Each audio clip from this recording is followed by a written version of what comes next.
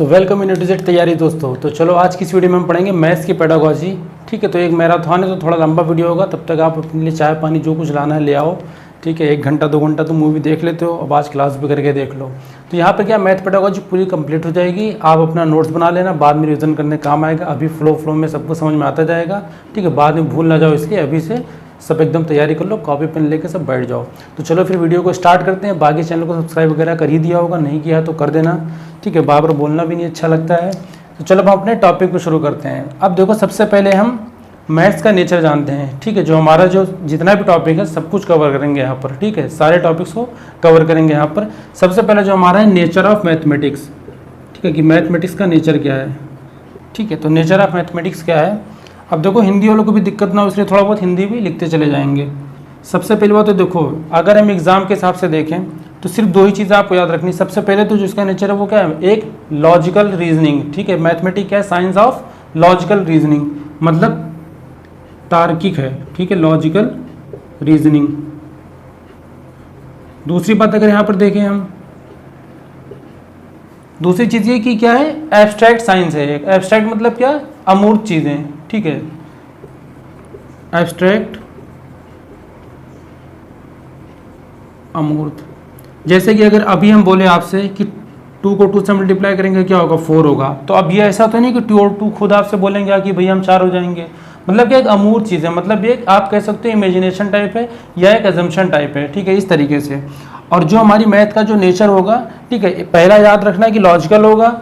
ठीक है, लॉजिकल होती है मैथ और एब्स्ट्रैक्ट होती है। ठीक है, ये हो गई इसके नेचर की बात। अब यहाँ पर हम बात करते हैं टाइप्स ऑफ मैथमेटिक्स। ठीक है, 2 टाइप की मैथमेटिक्स होती हैं। ठीक है, एक होती है हमारी प्योर मैथमेटिक्स, प्योर मैथ जिसे हम बोलते हैं, और एक होती है हमारी अप्लाइड मैथ्स। अब देखो, प्योर मैथ्स में क्या, नॉर्मली जो हमने अभी तक पढ़ा है, ठीक है, जैसे प्रॉफिट लॉस हो गया, अलजेब्रा हो गया, सेट हो गया। ठीक है, जितने भी हमने चैप्टर्स पढ़े हैं वो सब क्या है, प्योर मैथ है। जो सिर्फ मैथ में आप जितने चैप्टर आते हैं, प्योर मैथमेटिक्स जो होगी वही होगी।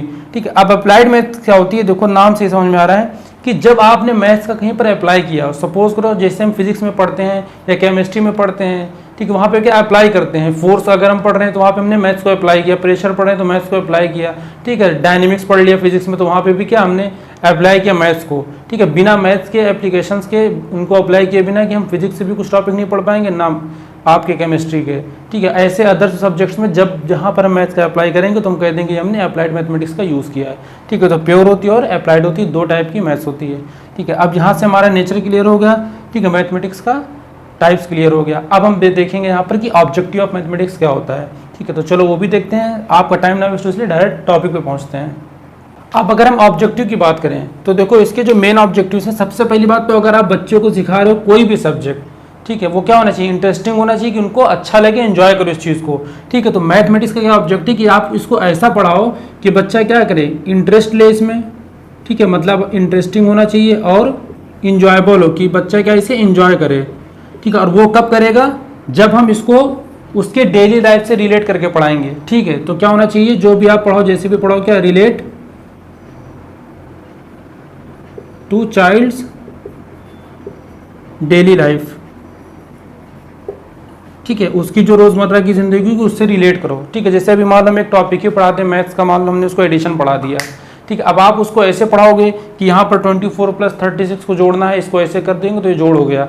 ऐसे नहीं, आप जैसे बोले कि आप मान लीजिए किसी शॉप पे गए, ठीक है, आपने एक पेन लिया, वहाँ से एक पेन आपके दोस्त ने लिया, तो अब आप लोगों के पास कितना पेन हो गया, तो ईजिली बता देगा कि हमारे पास 2 पेन्स हो गए। ठीक है, तो उसको क्या डेली लाइफ से उसको एग्जाम्पल देके ऐसे रिलेट करके पढ़ाओ। ठीक है, तब वो समझेगा। अब जब हमारी मैथ इंटरेस्टिंग होगी, इंजॉयबल होगी, ठीक है, तो बच्चे का क्या होगा, लॉजिकल थिंकिंग उसके अंदर डेवलप होगी, मतलब वो मैथ्स की चीज़ों को धीरे धीरे समझेगा, नंबर्स को समझेगा। तो यहाँ पर तीसरा क्या ऑब्जेक्टिव होगा, develop logical thinking in children. ठीक है, हिंदी वाले बस आप अच्छे से सुनिए। ठीक है, बाकी बोल तो हिंदी में रहे हैं, इंग्लिश वालों को थोड़ा लिख देते हैं। तो चलो फिर अब देखते हैं चौथी बात जो है यहाँ पर। अब ये बताओ, जब आपके अंदर लॉजिकल थिंकिंग डेवलप होगी बच्चे के अंदर, सपोज करो, तो क्या होगा उससे कि वो बेसिक स्ट्रक्चर को क्या होगा, मैथ्स के समझेगा। ठीक है, जैसे अरिथमेटिक मैथ्स हो गई, ठीक है, इन सब चीज़ों को क्या वो समझेगा। तो हमारा जो चौथा ऑब्जेक्ट होगा क्या होगा,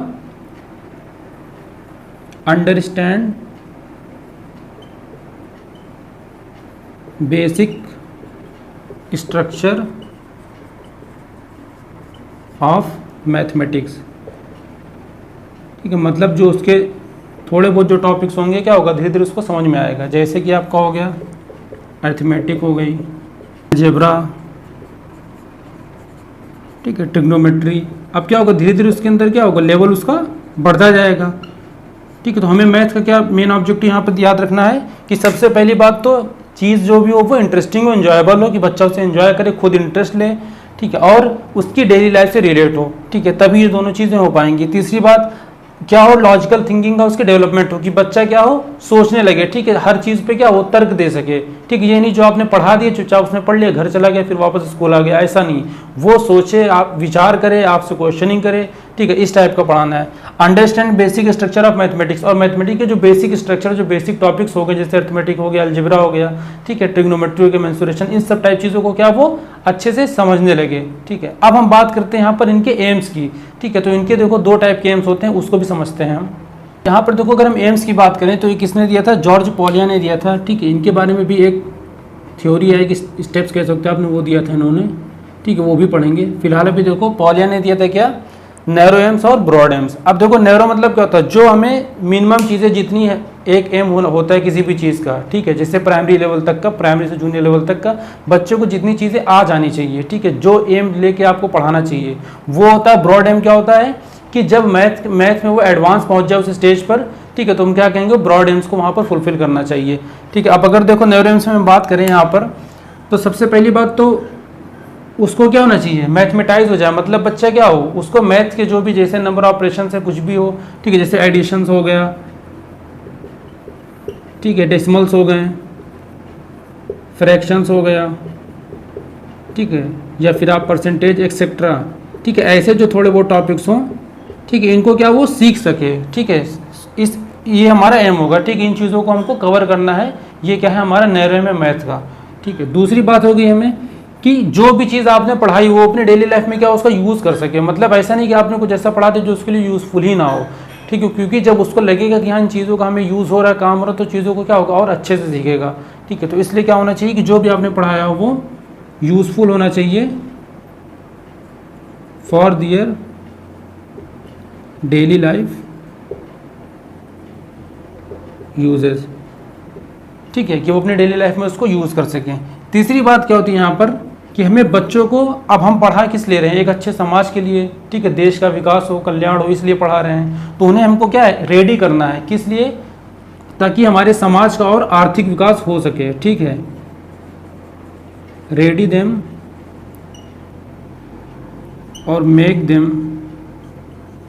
एम्प्लॉयबल। ठीक है, अब ये क्या है, ये सब ऐसे टर्म्स हैं जो आपके सीटेट में यूज़ हो रहे हैं। ठीक है, make them employable for social and economic development. ठीक है, अब देखो इसको हिंदी वाले ऐसे समझें कि बच्चे को क्या आपने पढ़ाया, ठीक है, उसके अंदर क्या आप एक योग्यता पैदा करो कि वो समाज में या उसको सामाजिक तरीके से, आर्थिक तरीके से क्या अपने समाज का कल्याण कर सके। ठीक है, डेवलप कर सके, विकास कर सके। ठीक है, तो ये इतनी चीज़ें क्या हो गई हमारी, जो उसकी नैरो एम्स होते हैं मैथ्स के, ये नैरो एम्स हो गए। अब अगर हम ब्रॉड एम से बात करें, वो क्या होगा, जस्ट इससे थोड़ा एडवांस स्टेज कि बच्चे की सोच क्या हो जाए, मैथमेटिक्स टाइप वाला सोचने लगे वो। ठीक है, कोई भी उसको अगर प्रॉब्लम दे दो तो उसका क्या सॉल्यूशन निकाल सके। ये सब क्या हो जाएंगे, ब्रॉड एम्स हो जाएंगे। जैसे सॉल्विंग प्रॉब्लम्स, ये एक तरीके से क्या है उसका बेस हो गया किसके, ब्रॉड एम के लिए। ठीक है, ऐसे समझ लो, नैरो एम जो होता है बेस होता है हमारे ब्रॉड एम को अचीव करने के लिए। तो अगर कभी ऐसे क्वेश्चन भी आ जाता है, ठीक है, तो याद रखना इस चीज़ को। दूसरी बात क्या होगा यहाँ पर,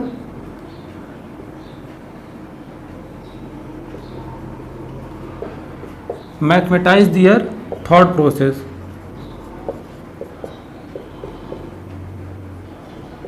ठीक है, कि वो चीज़ों को क्या थोड़ा मैथमेटिकली सोचें। ठीक है, इसको आप ऐसे सिंपली कह सकते हो, थिंक मैथमेटिकली। ठीक है, राइटिंग थोड़ा ज़्यादा ही खूबसूरत है, थोड़ा ध्यान दे लीजिएगा जो वर्ड बोल रहे हैं।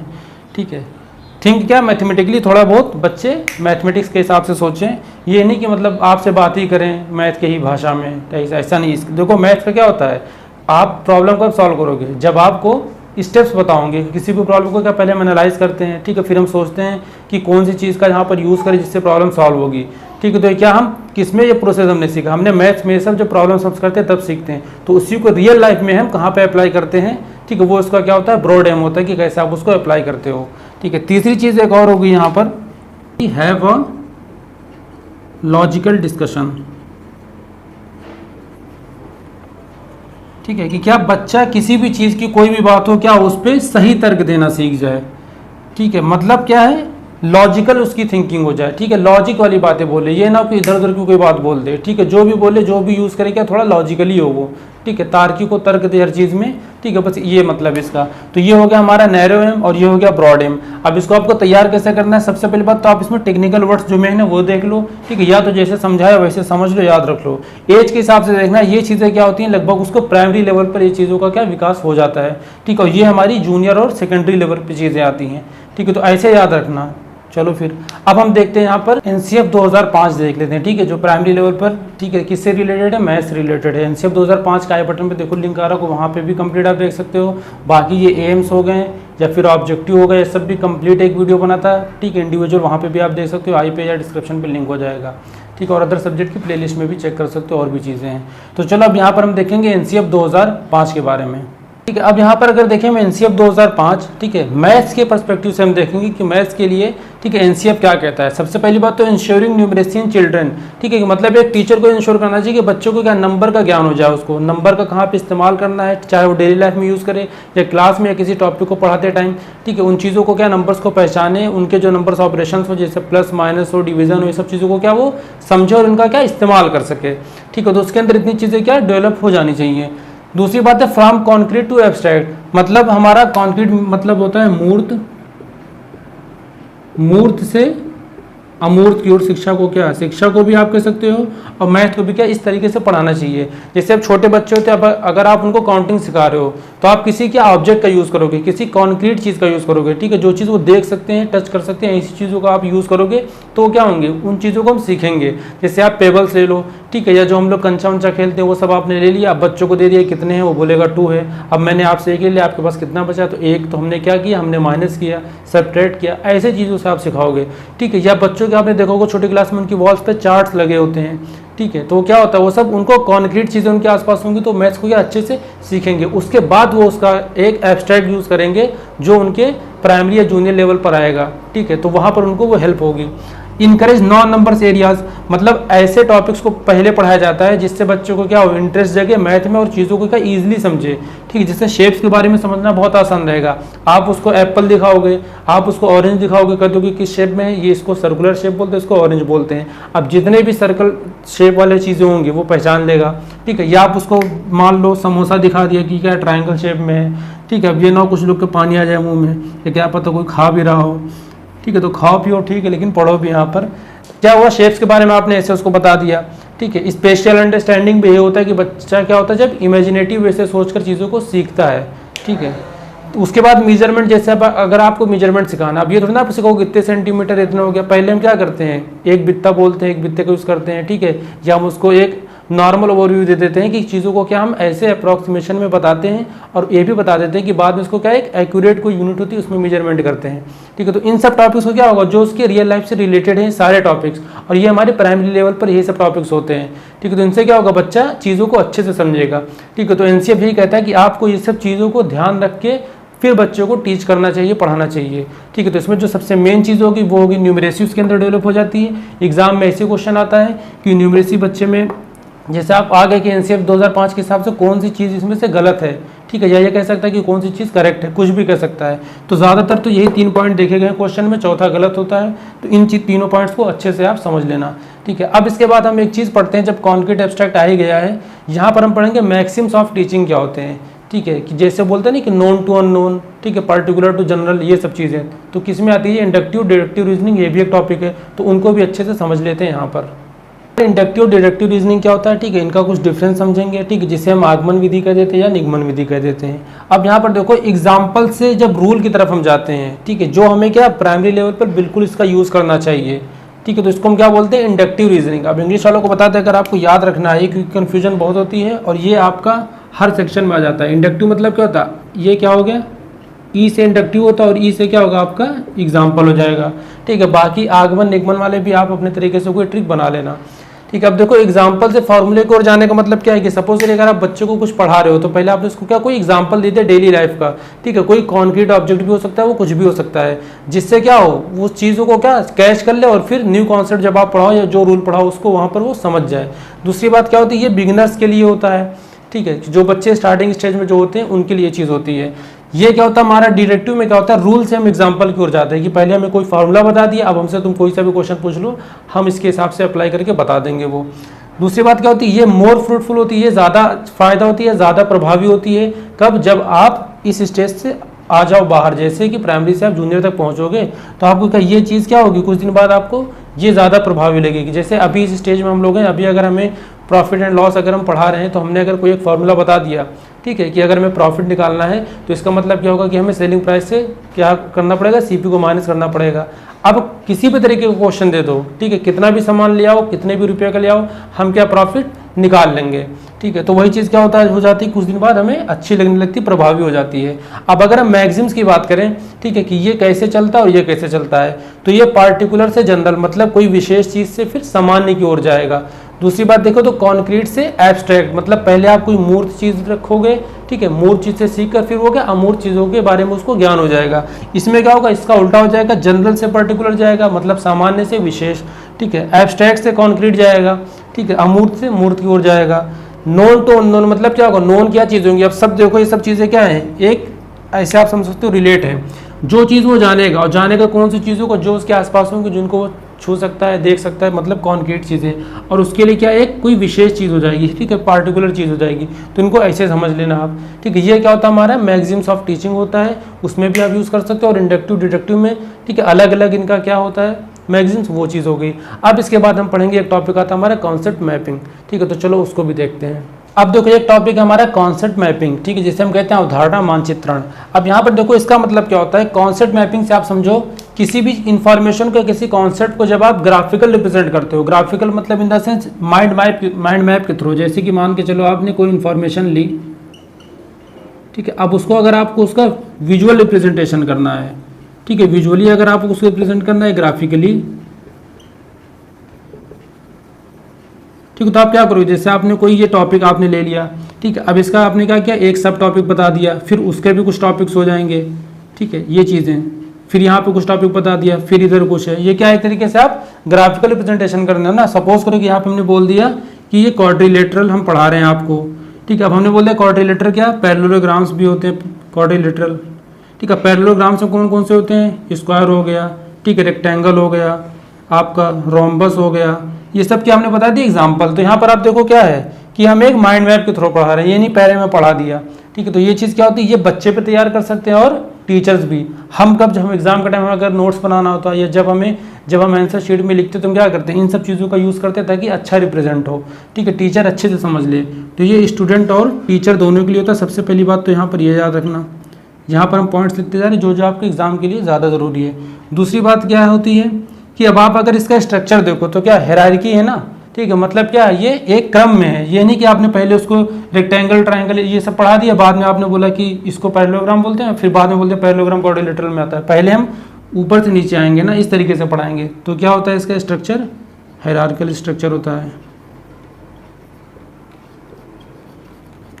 ठीक है। अब एक बात और यहाँ पर देखो, ये दो बात होगी, तीसरी बात ये होगी यहाँ पर कि इसमें देखो क्या होता है कि बच्चे को जो उसकी प्रीवियस नॉलेज होगी, ठीक है, उससे हम रिलेट करके तब उसको नए कॉन्सेप्ट के बारे में पढ़ाते हैं। मतलब जब आप उसको नया कॉन्सेप्ट पढ़ाने जाओ तो उससे पहले क्या हो कि उसको प्रीवियसली आपने ऐसा कुछ पढ़ाया हो जिससे क्या करे वो उस चीज़ को रिलेट कर सके। मतलब अगर हमने उसको पहले क्वाड्रिलेटरल पढ़ाया होगा, या सपोज करते हैं हम ट्राइंगल ले लेते हैं, अगर हमने उसको मान लीजिए ट्राइंगल पहले पढ़ाया होगा, उसके बाद ही तो हम बता पाएंगे ना कि आइसोसेलेस होता है, स्केलन होता है, ठीक है, या इक्विलेटरल ट्रायंगल होता है। तो पहले क्या हमें उसको ट्रायंगल के बारे में ज्ञान देना चाहिए, फिर वो अब अगर आप डायरेक्ट आइसोसेलेस स्केलन बताओगे तो नहीं समझ में आएगा, ठीक है। तो पहले उसको हम ट्रायंगल के बारे में, मतलब क्या होता है भाई, इसका मतलब कि प्रीवियस नॉलेज उसके पास हो, प्रीवियस नॉलेज से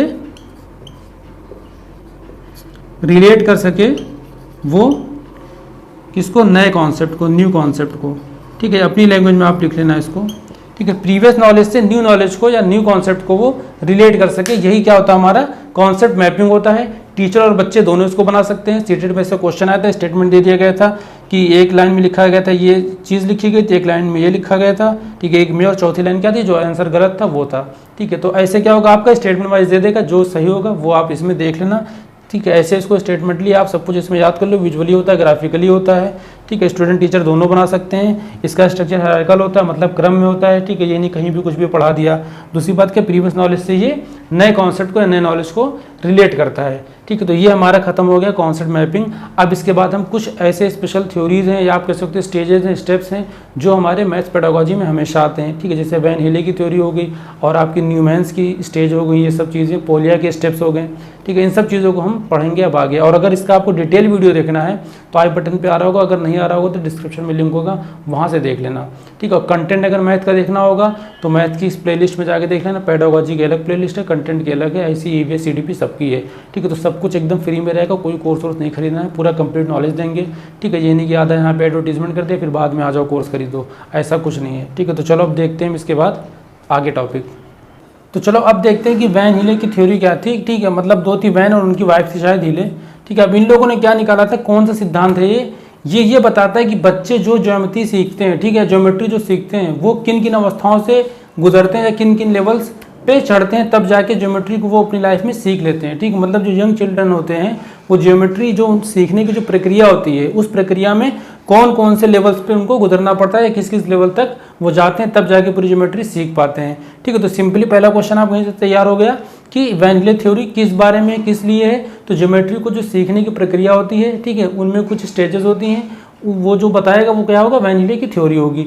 अब देखो ये होती क्या है, अगर आपसे कभी एग्जाम में स्टेप्स पूछ ले, ठीक है, स्टेप्स या स्टेजेस, तो देखो ऐसे तो 5 स्टेजेस हैं या 5 स्टेप हैं, ठीक है, 1 2 3 4 5, ठीक है। लेवल अगर पूछे तो लेवल क्या 0 से लेकर 4 तक होता है, ठीक है।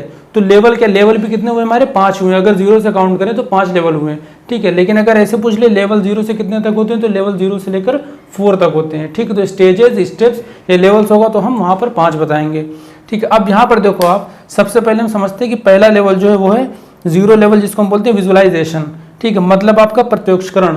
इसमें क्या होता है कि जो बच्चा होता है वो शेप्स को जानता तो है, ठीक है, कि हाँ जैसे उसने आपने उससे अगर पूछा कि आसमान में क्या है, सूरज दिखा दिया, आपने क्या बोलेगा, ये सूरज है, ठीक है। अब आप उससे ये सोचिए कि वो ये बोलेगा सर्कल, तो वो चीज़ इम्पॉसिबल है, ठीक है। अभी वो अब जितनी भी गोल चीज़ें होंगी, जैसे मान लीजिए आपने रोटी दिखाया तो कहेगा ये रोटी है, ठीक है। कुछ भी आपने उसको गोल चीज़ दिखाई तो क्या करेगा, वो बताएगा कि वो चीज़ है क्या, रियल में वो चीज़ एग्जिस्ट क्या करती है, क्या नाम है उसका, ठीक है। वो शेप को भी नहीं समझ में आ रहा है, ठीक है। तो कुछ भी आपने दिखाया, आपने अगर उसको समोसा दिखाया, ठीक है, तो क्या हो, ट्राइंगल शेप में होता है ये आपको पता, मगर उसको क्या समोसा पता है, ठीक है। ऐसे होगा, कुछ भी चीज़ आप कर दो, आप रोटी को अगर ट्रायंगुलर शेप में काट दो, ठीक है, तो उससे पूछोगे क्या है, तो बोल देगा रोटी है, तब भी बोलेगा, ठीक है। अब ये नहीं कि गोल रोटी थी ट्रायंगुलर रोटी थी, दोनों को क्या बोलेगा, वो रोटी ही बोलेगा, ठीक है। तो रियल लाइफ में जो भी चीज़ें उसके सामने आएंगी, जो चीज़ वो देखेगा अपनी आंखों से, उसको हम क्या बोलेंगे कि वो भी किस स्टेज में, विजुअलाइजेशन स्टेज में है, ठीक है। अगर एक टीचर एक बच्चे से क्वेश्चन पूछ रहा है, एक सूरज को दिखाकर, रोटी को दिखाकर या गोल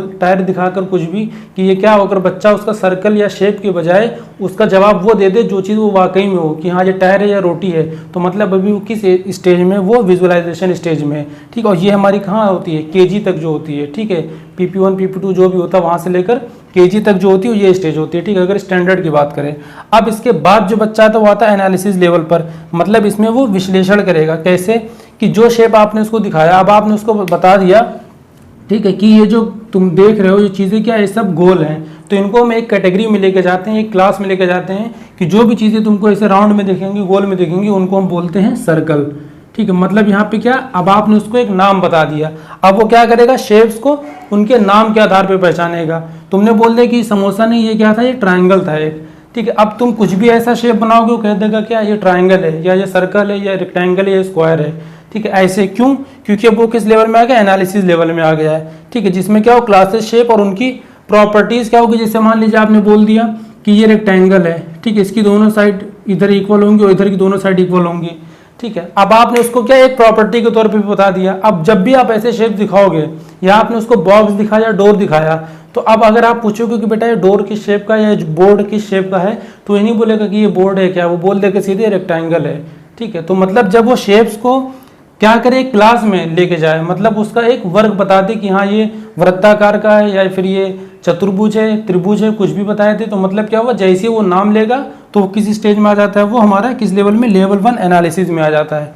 ठीक है, अब देखते हैं दूसरा जो है एब्स्ट्रैक्शन, या फिर इसको इनफॉर्मल डिडक्शन भी बोलते हैं और कहीं कहीं पर रिलेशनशिप भी बोला जाता है। ठीक है, ज़्यादातर जो अब नाम आ रहा है वो एब्स्ट्रैक्शन नाम आ रहा है। ठीक है, अभी तक क्या इनफॉर्मल डिडक्शन आता था, अब ये हमारा क्या है, लेवल 2 है। अब लेवल 2 को समझो, इसमें क्या होगा कि जैसे मान लीजिए आपने उसको सर्कल बता दिया, ठीक है, या आपने उसको ट्रायंगल बता दिया। अब आप अगर उसको ट्रायंगल के टाइप्स बताओगे, कि जैसे टाइप्स अगर आपने बताया उसको कि ट्रायंगल 3 टाइप का होता है, ठीक है, सिर्फ यही ट्रायंगल नहीं होता, इसके और भी टाइप्स होते हैं। तो क्या करेगा कि इतना तो समझ गया कि हाँ मतलब ट्रायंगल के टाइप्स होते हैं।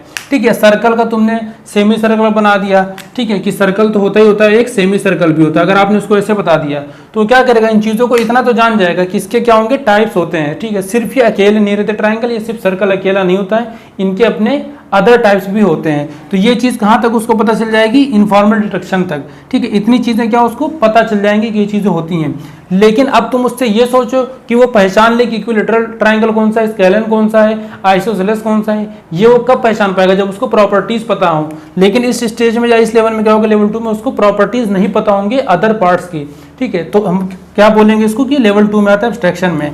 अब अगर उसको प्रॉपर्टीज भी पता चल गई, ठीक, उन प्रॉपर्टीज को समझ पा रहा है कि आइसोसेलेस में ऐसा होता है, स्केलर में कोई साइड नहीं बराबर होगी, इक्विलेटरल में सब होती हैं। ठीक है, सर्कल में एक जो होता है उसका नाम सेमी सर्कल होता है, उसमें क्या हो जाता है कि हाफ सर्कल हो जाता है। अगर उसको ये सब चीजें प्रॉपर्टीज के हिसाब से अगर वो उनको कैटेगराइज कर ले जाएगा तो मतलब वो हमारा आता है डिडक्शन लेवल में। ठीक है, जहां पे वो डिडक्ट कर पा रहा है, डिडक्शन कर पा रहा है, वो आ जाएगा लेवल 3 में। अब लेवल 4 क्या होता है कि अब देखो यहां से उसको क्या शेप्स, उनकी प्रॉपर्टीज, उनके टाइप्स के प्रॉपर्टीज में डिफरेंस भी पहचानना आ गया। अब वो क्या करेगा, अब अगर आप उसको सीधा बोल दोगे कि अब वो मैथमेटिकली थोड़ा यूज करेगा चीजों को। जैसे आपने अगर उससे बोल दिया कि ये जो तुम्हारा मान लो पाइथागोरस थ्योरम यहाँ पर यूज हो जाएगी, कि ये उसको तुमने दे दिया, ये दे दिया, तो क्या होगा, वो ये निकाल ले जाएगा अपने आप हाइपोटेन्यूज का।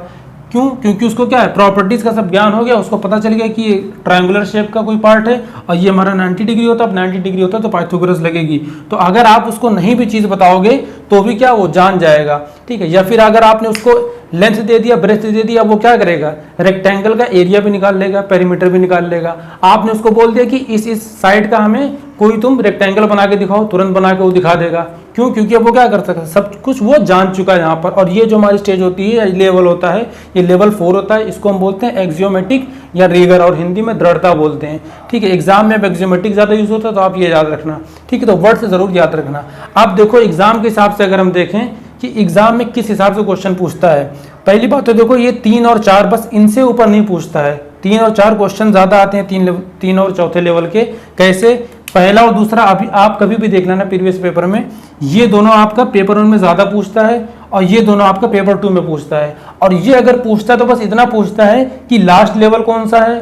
ठीक है, तो हम क्या बता देंगे, एक्सियोमेटिक या रीगर। ठीक है, बस इतना ही पूछेगा कि लास्ट लेवल कौन सा है। कभी कभी क्या होता है, इनका सीरियल ऑर्डर पूछ लेगा। ठीक है, कभी कभी क्या होगा कि आपको ऐसे बोल देंगे कि बच्चा शेप को पहचान पा रहा है मगर प्रॉपर्टीज नहीं पहचान पा रहा है। ठीक है, तो इसमें से कोई एक लेवल होगा। कभी कभी ये दे देगा कि बच्चा शेप को हम दिखा रहे हैं मगर वो शेप का जो मैथमेटिकली या ज्योमेट्रिकल जो आंसर वो नहीं दे रहा है, उसको देने के बजाय वो उसको समोसा, रोटी, दरवाजा, बॉक्स कुछ भी बोल दे रहा है। तो मतलब क्या, अभी विजुअलाइजेशन स्टेज में है। ठीक है, तो इसमें बस इतना ही है। अब इसको सिंपली आसान भाषा में ऐसे समझो कि जब वो कोई चीज़ दिखा रहे हो तुम उसका वो डायरेक्ट आंसर दे रहा जो चीज़ वो है। ठीक है, अगर गोल है तो फिर ये बोल देगा कि ये रोटी है, ये सूरज है। ठीक है, अगर त्रिकोण में है तो बोल देगा ये समोसा है, कुछ भी है। और जब वो उसको नाम दे दे, ठीक है, क्यों नाम कब देगा, जब उसको एनालाइज करेगा। और जब एनालाइज करके वो नाम बता दे कि ये सर्कल है, अर्थ भी क्या है, सर्कल है, ये रोटी क्या है, ये भी सर्कल है, बॉटल में क्या है, ये भी सर्कल में है। ठीक है, बॉटल के नीचे का हिस्सा कुछ भी क्या बता देगा, सर्कल में। तो मतलब क्या, वो शेप को अब डिफाइन कर पा रहा है, पहचान पा रहा है। और जब ये बता दे कि हाँ इसके टाइप्स भी होते हैं, ठीक है, ट्राइंगल्स के 3 टाइप हैं, ठीक है, सर्कल के भी टाइप होते हैं, जब इतना बता ले जाए तो मतलब वो भी लेवल 2 पे है। और जब ये बता ले जाए कि ये टाइप्स जो होंगी इनकी ये प्रॉपर्टीज हैं, इस टाइप की ये प्रॉपर्टीज, इस टाइप की ये प्रॉपर्टीज है, जब वो टाइप्स तो जानता ही जानता, उनकी प्रॉपर्टीज को भी डिफाइन कर ले जाए तो मतलब क्या है, वो हमारा लेवल 3 पे आ गया है। ठीक है, अब लेवल 4 क्या होगा कि जब उसे सब कुछ पता चल जाए, अब वो क्या करेगा, एब्स्ट्रैक्टली आप जो भी दो को निकाल लेगा। मतलब जब वो फार्मूले का यूज करेगा, जब आप उसको कोई साइड गिवन कर दोगे, शेप बनाने को पूछोगे, शेप बना देगा वो। ठीक है, तो क्या हो जाएगा हमारा, वो लास्ट स्टेप होता है, लास्ट लेवल होगा। ठीक है, लेवल 4। ठीक है, तो ये वैन हीले की थ्योरी थी। बस इतना इसमें समझना था, बाकी और कुछ नहीं है। एक बार इसको अच्छे से रिवीजन कर लेना, क्योंकि इसमें कन्फ्यूजन बहुत होती है लोगों को, और इसकी कन्फ्यूजन तभी दूर होगी जब आप इसकी प्रैक्टिस करोगे, क्वेश्चन लगाओगे। ठीक है, 5 ही 6 क्वेश्चन है, वो हर साल रिपीट होते रहते हैं, तो एक बार ज़रूर देख लेना वो। ठीक है, तो चलो फिर अब इसके बाद हम पढ़ते हैं न्यूमैन्स एरर एनालिसिस। ठीक है, एरर एनालिसिस भी पढ़ेंगे न्यूमैन्स की, और एरर कितने टाइप्स की होती हैं वो भी पढ़ेंगे। ठीक है, यहाँ से भी क्वेश्चन आ जाते हैं। देखते हैं न्यूमैन एरर एनालिसिस थ्योरी क्या है। ठीक है, जिसको हम बोलते हैं त्रुटि विश्लेषण नियम।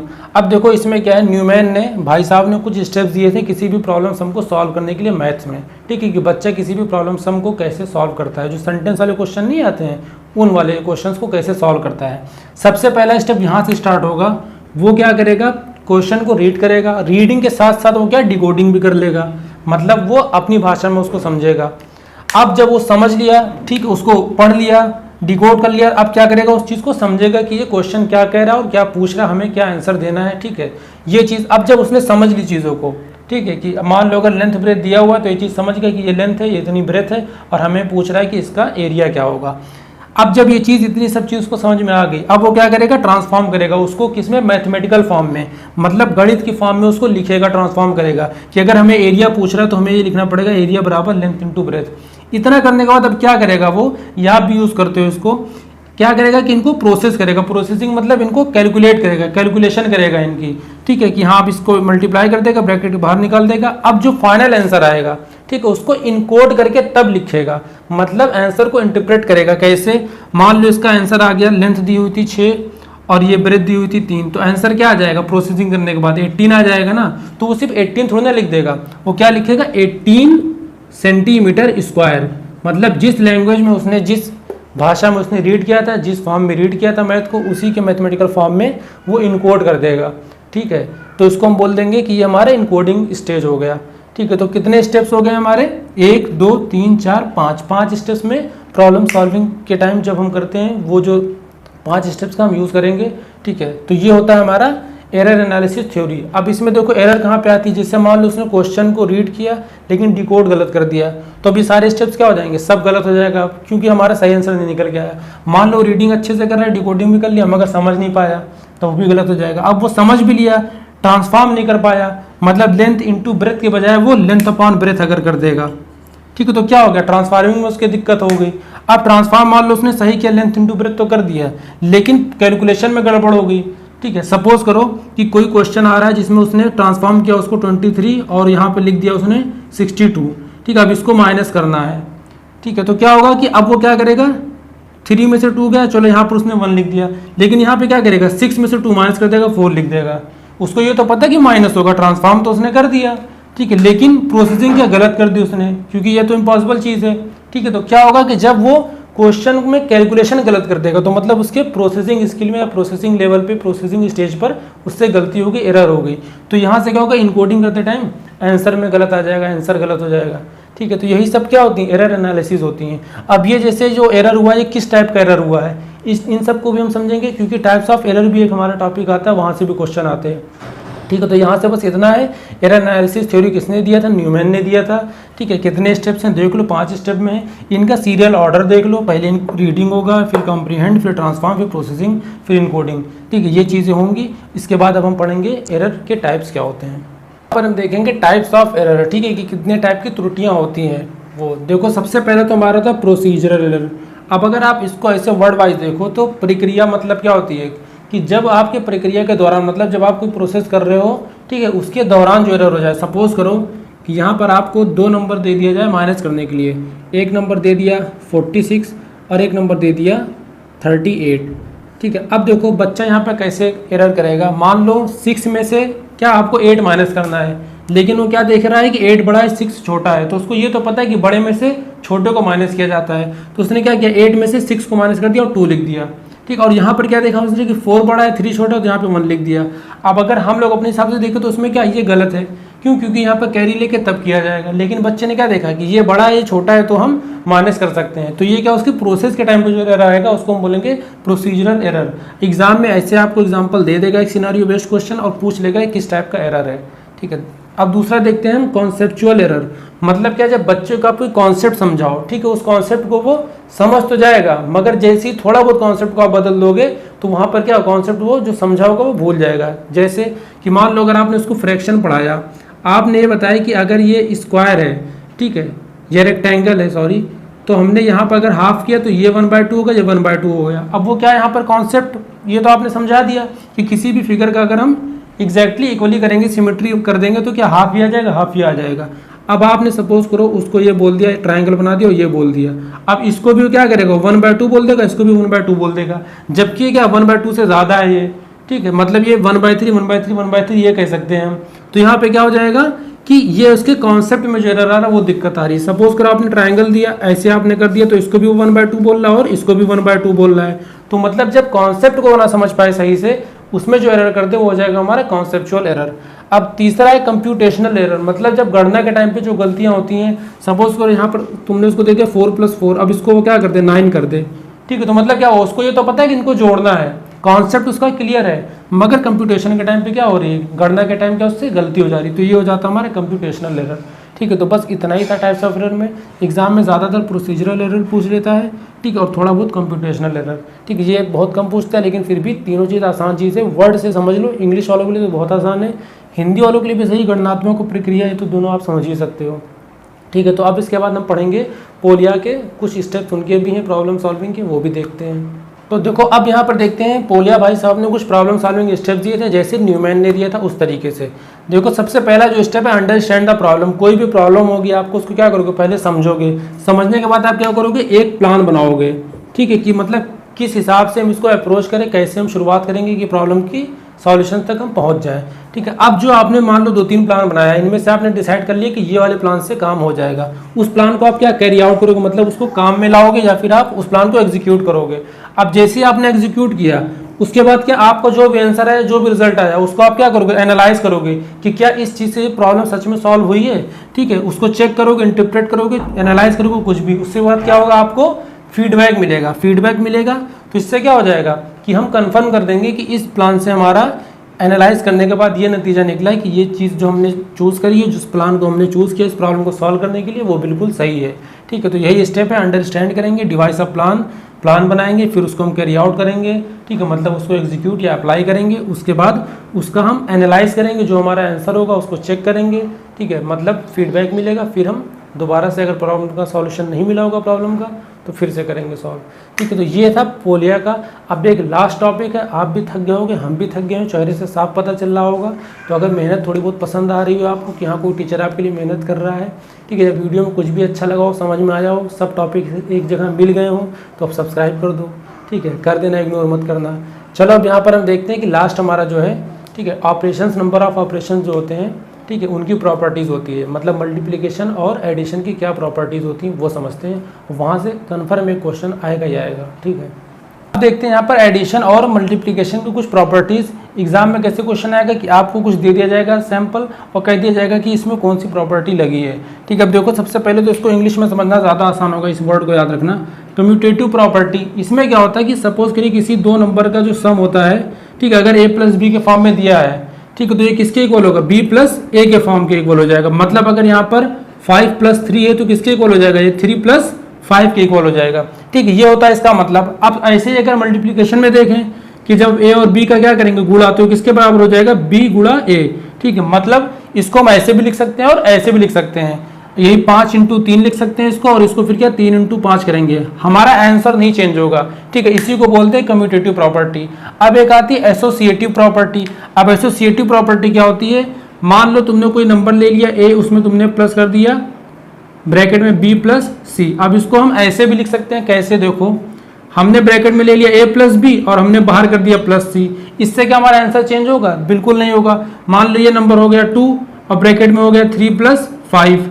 अब इसको अगर हम ऐसे लिख लें 5+3 और यहाँ पे हमने बाहर ले लिया 2, ठीक है, या a+b है ना, मतलब 2+3 अगर हमने ले लिया 2+3 और ब्रैकेट के बाहर हमने लिख दिया c की जगह 5 है 5। अब ये बताओ इसका आंसर अलग आ जाएगा, 5 3 कितना होता है 8, 8 और 2 10, इधर 3 2 5, 5 और 5 10।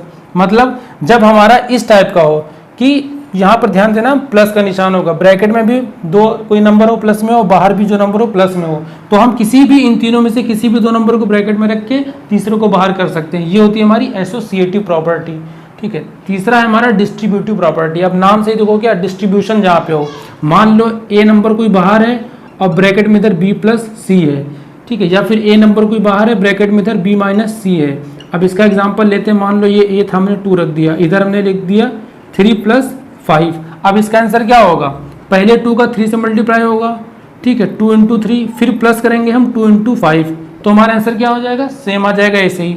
इसी तरीके को क्या इसको अगर देखें हम, 2 बाहर था, 3 - 5 करेंगे, अब क्या आंसर आ जाएगा, 3 × 2 = 6 -10, ठीक है। तो इस तरीके से आंसर आ जाएगा। मतलब क्या है कि डिस्ट्रीब्यूटिव में हम क्या करते हैं, नंबर को हम डिस्ट्रीब्यूट कर देते हैं। अब यहाँ पर ए या बी प्लस सी की जगह नहीं बदलेंगे, जो है वैसे ही रखेंगे, ठीक है। तो ये होता है हमारा डिस्ट्रीब्यूटिव प्रॉपर्टी। आप बस एग्जाम्पल से मतलब रखो, ऐसे आपको दे देगा, पूछेगा इनमें से कौन सी प्रॉपर्टी है ये, बस इतना पूछेगा। एक आता है आइडेंटिटी और जीरो प्रॉपर्टी, ये सबसे आसान है। आइडेंटिटी या जीरो प्रॉपर्टी दोनों बोलते हैं इसको। इसका मतलब क्या होता है कि मान लो अगर किसी नंबर में आपने जीरो को जोड़ा तो नंबर क्या वही का वही रहेगा। या अगर मल्टीप्लिकेशन में देखो, किसी नंबर में अगर आपने 1 से मल्टीप्लाई किया तो वो नंबर वही का वही रहेगा, ठीक है। 2 में जीरो जोड़ोगे तो भी 2 आएगा, 3 में 1 से गुणा करोगे तो भी 3 आएगा, ठीक है। तो थोड़ा फास्ट हो रहा है, समझ रहे हैं, मैराथन है तो क्या बताएं, ठीक है, सच में पसीना निकल रहा है। अब यहाँ पर देखो बस 4 चीज़ें रहेंगी, हमें याद रखना है। इस टाइप का अगर एग्जांपल हो, a + b = b + a या a × b = b × a, तो वो हमारा होगा कम्यूटेटिव प्रॉपर्टी। अगर हुआ a+ होगा और ब्रैकेट में b + c होगा, यहाँ पर सिर्फ प्लस वाले में होगी ये चीज़, तो हमारा इसको हम ऐसे भी लिख सकते हैं।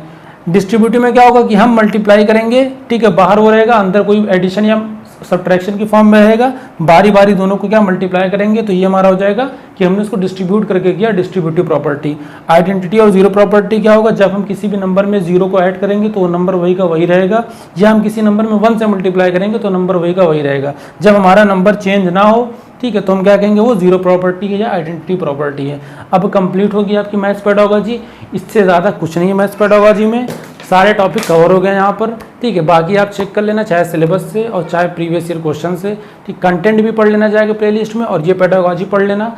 अब पता नहीं कितनी लंबी ये वीडियो हो गई होगी आपके लिए, वो आप जानते हैं या हम जानते हैं, ठीक है। तो चलो फिर अब देखते हैं हम, इसके बाद हम जो अगली क्लास लेंगे, ठीक है, हो सकता है वहाँ पर भी हम मैराथन यूज़ करें, किसका, इंग्लिश का या हिंदी का। तो फिर अगर आपको थोड़ा बहुत भी अच्छा लगा हो, सारे टॉपिक्स क्लियर हुए हों, सब एक जगह मिल गया हो आसानी से, ठीक है, तो हमें भी बदले में क्या एक सब्सक्रिप्शन चाहिए आपका, सब्सक्राइब कर दो, ठीक है। वाला सब्सक्रिप्शन नहीं है, पैसे की कोई बात नहीं होगी, सब कुछ फ्री में रहेगा, बस आपको बटन दबाना है, बेल आइकन को ऑन करना है, ताकि हर टॉपिक आप तक पहुँचता रहे।